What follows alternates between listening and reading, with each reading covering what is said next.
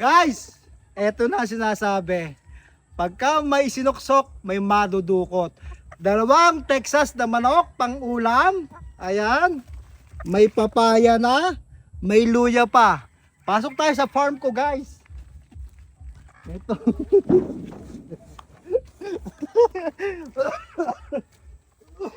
Ito yung maliit kong farm, guys. Maliit na lote lang, kapirasong lupa. Ayan. Hindi akin yung mga manok. Oh, manukan ng aking pinsan dito.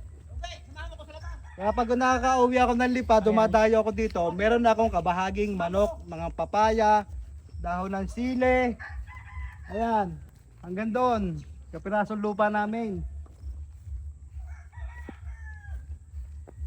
Baka yung mga tandang madali din, ha? Malinis. Good vibes lang tayo, guys. Hindi ako nagyayabang. Ito yung patunay na meron tayong kabahagi. Once na dumalaw ako dito sa Lipa. Nasa Lipa ako ngayon, guys. Nasa Lipa City, Batangas. So, etong lupa na to kapiraso ay hiniram or ginagamit lang ng pinsan ko para magmanukan. Binisita ko lang, saglit. Ayan. May aso din, ha. Ipapakit ako ng buko. Baka mahulog, ha. Lubi pa.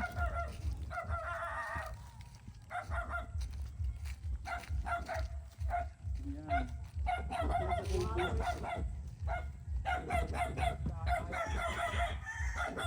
May pang hapunan na kami pag uwi sa Kalamba. Ipapakuha pa kami ng buko doon kasi napakamahal ng buko, 50 pesos isang piraso. Araw-araw bumibili akong 2 pirasong buko, 100 pesos din. So dito, kahit pa paano nakakalibre tayo ng mga gulay, sinumahan pa ng manok.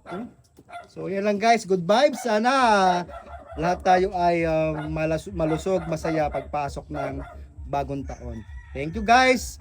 Original is always the best. Si Mang Isda.